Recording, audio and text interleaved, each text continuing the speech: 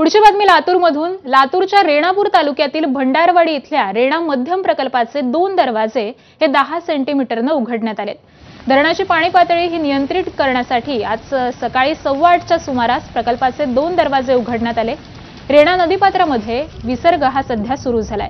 यामुळे रेणा नदी काठावरील गावांना सतर्कतेचा इशारा हा प्रशासनाने दिलेला आहे। काल रात्रीच्या सुमारास हा प्रकल्प 87% इतका क्षमतेने भरलेला होता।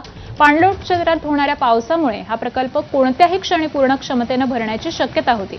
या प्रकल्पाच्या पाणलोट क्षेत्रात आवक लक्षात घेऊन पाणी पातळी नियंत्रित करण्याच्या दृष्टीने या प्रकल्पाचे 2 दरवाजे हे सकाळी उघडण्यात आलेत। तर लातूर जिल्ह्याच्या सीमेवर आणि नांदेड जिल्ह्याला लागून असलेल्या धडकनाळ बोरगाव परिसरामध्ये पुन्हा एकदा पूरस्थिती निर्माण झाली आहे। 9 दिवसांपासून लेंडी नदीला आलेल्या पुरामुळे गाव शिवारं ही पाण्याखाली गेली होती।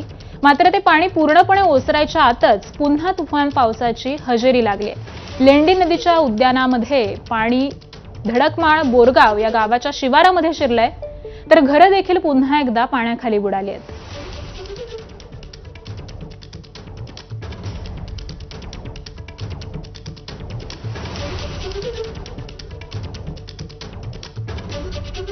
त्यामुळे नांदेड बरोबरच लातूरमध्ये देखील आता तुफान पावसानं बॅटिंग सुरू केलेली आहे।